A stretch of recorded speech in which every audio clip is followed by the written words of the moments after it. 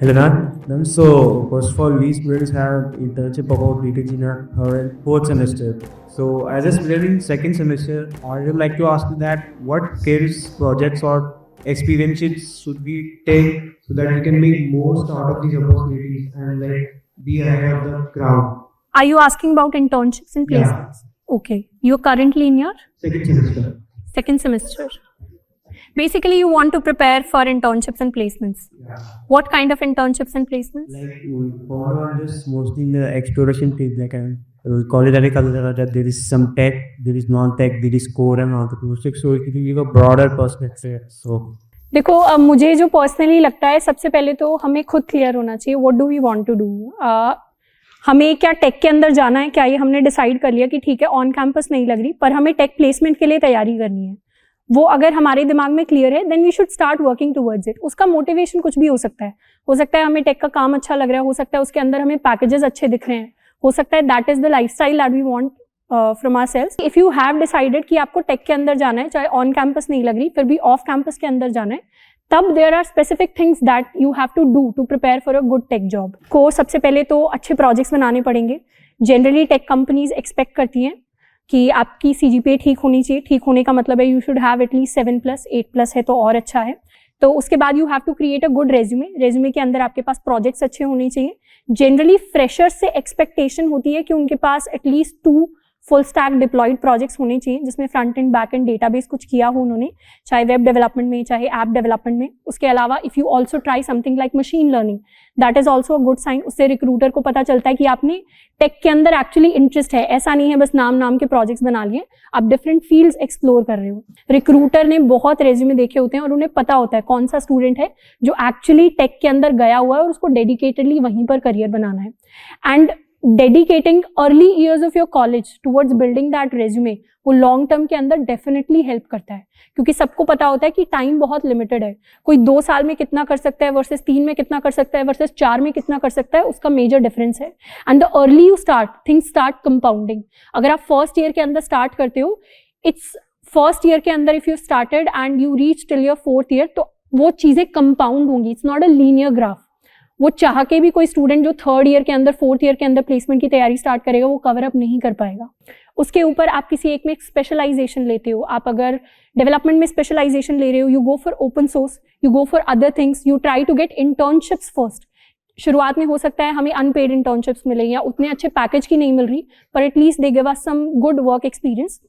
तो आप कुछ इंटर्नशिप्स लेते हो, कुछ और आप काम करते हो, आप हैकाथॉन्स वगैरह में जाते हो. You try to build basically a portfolio. जैसे एक डिजाइनर अपना पोर्टफोलियो बिल्ड करता है वैसे ही टेक के अंदर you have to build a good creative resume. अगर आपका DSA के अंदर इंटरेस्ट आ रहा है you have to do DSA. अगर आपको मैंग फैंग कंपनीज के अंदर जाना है, DSA के अंदर इंटरेस्ट आ रहा है तो वहाँ पे you have to prepare for a good coding profile. आपको कंपेटिटिव प्रोग्रामिंग के अंदर आप जा सकते हो अगर आपका इंटरेस्ट आ रहा है तो. लेट्स सपोज मतलब मिडिल पैकेजेस के लिए भी सेटल करना है तो लीड कोड पे do your practice, solve at least 300 DSA questions, तो आप मोटा मोटी प्रिपेयर हो जाते हो. You have already done JEE तो आपको पता है कि हाँ ठीक है किस तरीके के सवाल आते हैं टेस्ट के अंदर. एक पैटर्न आप रिकॉग्नाइज करना स्टार्ट कर जाते हो. जैसे फिजिक्स के अंदर, मैथ के अंदर हम पैटर्न रिकॉग्नाइज करते थे, वैसा ही सिमिलर लॉजिक DSA के अंदर after a point you start recognising patterns. You start recognising कि ठीक है किस तरीके की लॉजिक कौन सी एल्गोरिथम कहाँ पे फिट इन कर रही है. एंड उसके बाद ऑल्सो आपको अपने कम्युनिकेशन स्किल्स पे पैरेलली वर्क करना पड़ेगा. So basically you have to work on your CGPA, you have to work on your resume, you have to have good projects, some other extracurriculars which are related to tech. You need to learn about the 4 computer science fundamentals, operating system, computer networks, database management systems and हमारा जो OOPS हो गया object oriented. उसके बाद आपको DSA भी करना पड़ेगा अगर आप लेट्स से Tier 1 कंपनीज को एक तरीके से टारगेट कर रहे हो, हायर पैकेजेस को. फिर फर्क नहीं पड़ता आप ऑन कैंपस में हो ऑफ कैंपस में हो, ये सारी चीजें आपने कर ली. Plus a lot of us coming from engineering colleges we are introverts, तो कई बार हमें आती हैं चीजें. ये मैंने पर्सनली अपने बैच के अंदर भी देखा है. There was a batchmate of mine who got 2nd year internship at Samsung. When I was doing my Microsoft internship, he was doing a Samsung internship and he did not like Bangalore food, so he rejected the PPI offer, internship का जो re-offer आता है. But because second year पे ठीक है उसके skill के basis पे उसकी इंटर्नशिप लग गई, but his communication skills were not good.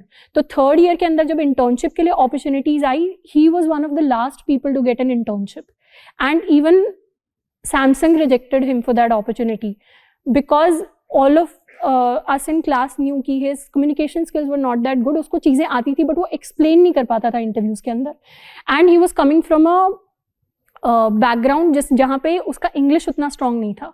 तो majority of recruiters, they are staying in Bangalore, they are staying in Gurgaon, they come from a very corporate-ish culture and they expect you to have ठीक ठाक English spoken communication. तो वो थोड़ा सा bias होता है. तो उसकी तरफ से अगर हम 6 महीने 4 महीने भी इफ़ वी प्रिपेयर थोड़ा सा, कॉलेज के अंदर बहुत सारे लोग आते हैं. हमारे कॉलेज के अंदर we used to have DASA students, जो फॉरेन वाले स्टूडेंट्स आते थे. पर आपके कॉलेज के अंदर भी कई सारे स्टूडेंट्स होंगे, कई सारे ग्रुप्स होंगे, सोसाइटीज़ होंगे जहाँ पे people are conversing in English.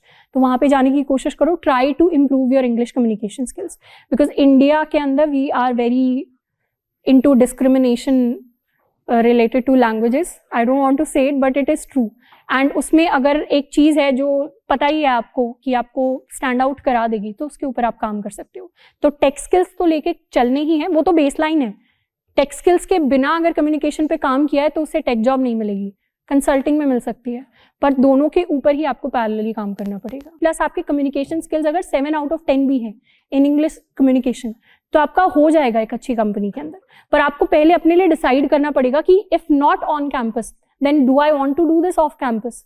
उसमें करीबन आपको मिनिमम 1 year नहीं तो 1.5 साल लगेगा प्रिपेयर करने में. चाहे वो 1.5 साल आप अपने कॉलेज की डेडिकेटेड पढ़ाई का मान लो, या फिर वो आप कॉलेज के बाद करना चाहते हो. But you have to have a clear goal.